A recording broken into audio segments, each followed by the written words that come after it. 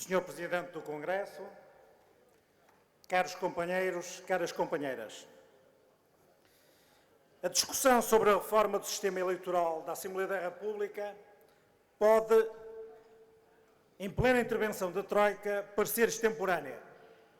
Alguns dirão que não é o momento adequado para mudar as regras, porque as atenções estão mais viradas para o ajustamento orçamental, para a estabilidade financeira, para a competitividade ou para o crescimento, como hoje foram temas e que são matérias próprias do discurso político e das preocupações centrais dos portugueses e que são decorrentes da atual situação de exigência e emergência nacional. No entanto, a oportunidade é mais do que parece, porque no horizonte do pós-Troika, a reforma do sistema político é indissociável da necessária reforma do Estado.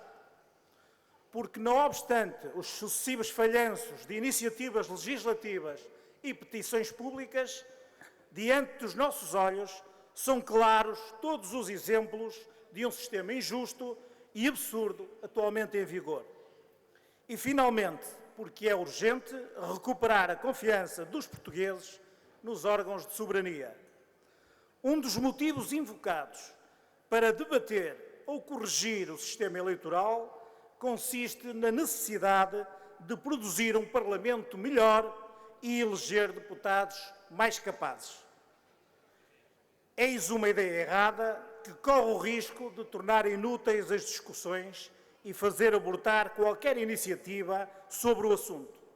Nada garante que as atuais listas fechadas e plurinominais de candidatos substituíveis produzam deputados inferiores ou superiores aos que resultariam de listas individuais e de círculos uninominais.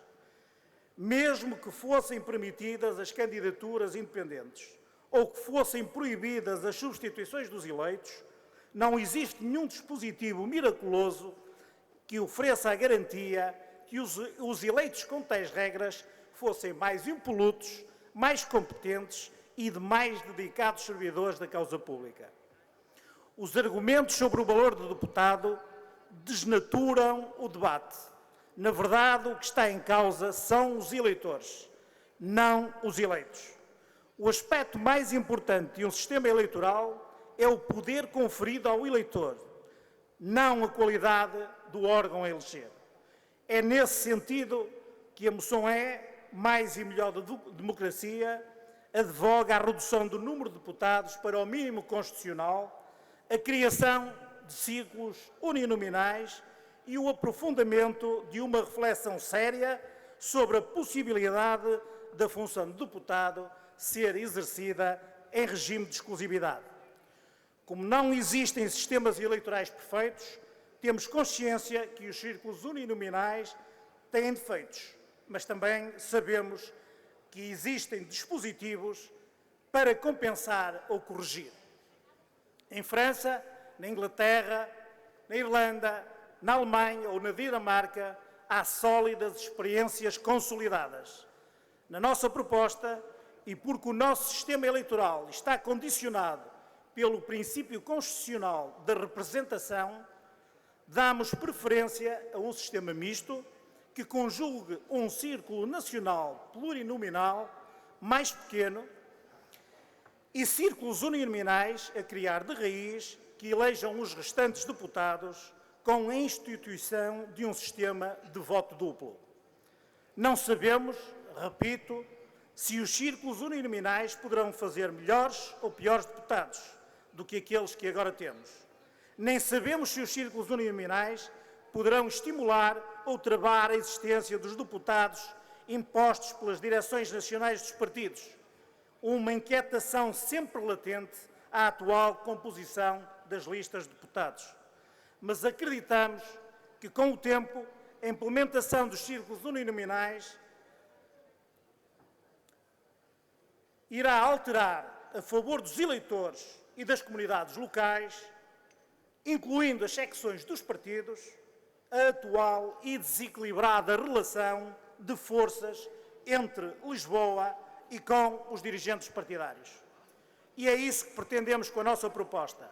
Um sistema eleitoral que dê ao eleitorado a capacidade de identificar o mandato que confere, isto é, de saber em quem vota e de ter a certeza de que o eleito cumpre o seu mandato até ao fim.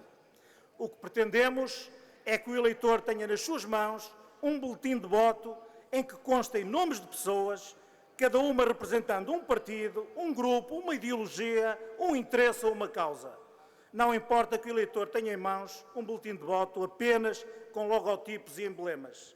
Pretendemos que os cidadãos nas suas próprias comunidades, mesmo que organizadas em partidos, tenham a capacidade de se entenderem na escolha de um candidato, ou possam escolher entre vários do mesmo partido aquele que é o seu favorito, ou até possam procurar, noutras paragens, um candidato que julguem ser capaz de defender as suas ideias e os seus interesses.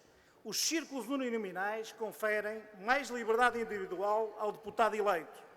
A vantagem não é, sobretudo, do deputado, ou não tanto dele, mas de uma vez mais do eleitorado.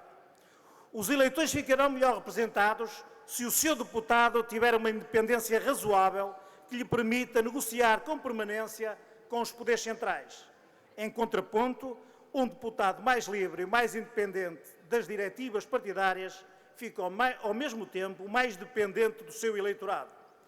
O que pretendemos é reforçar esta dependência, não para tolher o seu papel de representante, mas para lhe permitir negociar as duas dependências, do partido e do organismo local ou da comunidade a que pertence. Pretendemos que os eleitores tenham mais liberdade, mais força e mais escolhas e não estejam limitados a uma lista fechada e infindável de candidatos que, na maior parte das vezes, apenas se conhece o primeiro.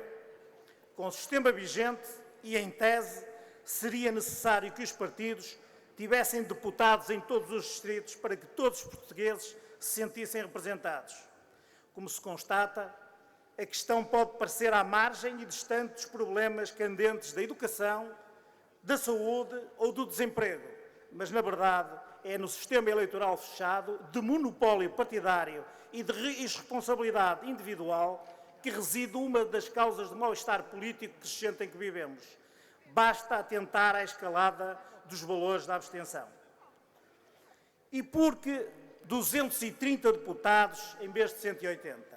A redução do número de deputados é uma posição consensualmente assumida pelo PSD desde sempre, tendo em vista a maior operacionalidade e eficácia do trabalho parlamentar, e é também pacífico para todos que o país não precisa de tantos deputados. Passamos o tempo a dizer que precisamos de reformar o sistema político, e quando alguém propõe uma reforma mínima que seja a de diminuir o número de deputados para um mínimo constitucional, quase todos trocam acusações de demagogia e populismo sem nunca discutir o mérito da proposta.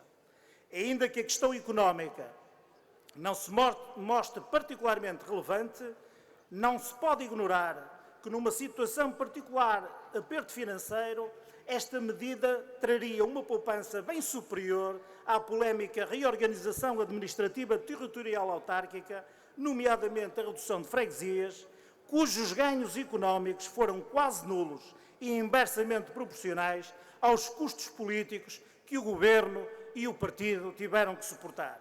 Por outro lado, quando todos reclamam cortes nas despesas e gastos supérfluos do Estado, seria sempre um exemplo e um sinal de rigor e contenção a que o cidadão comum não ficaria alheio. E por que não o deputado exercer a função em regime de exclusividade? De acordo com o regime de incompatibilidades e impedimentos, todos os titulares de funções em órgãos de soberania devem exercer as suas funções em regime de exclusividade, sem prejuízo do que bem disposto sobre esta matéria no Estatuto dos Deputados. Face ao grau de independência que se exige aos deputados, esta exceção legal poderá não fazer sentido.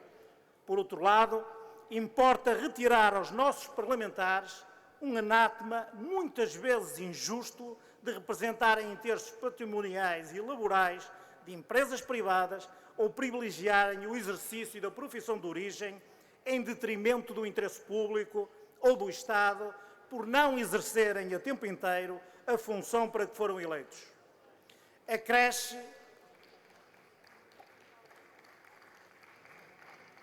ainda ao respeito dos princípios de ética da administração pública, quando falamos de cargos políticos em órgãos de soberania, pois, tal como os funcionários públicos, também estes deveriam fazer prevalecer o interesse público sobre os interesses particulares, onde se incluem o princípio do serviço público, da igualdade e o princípio da justiça e da imparcialidade.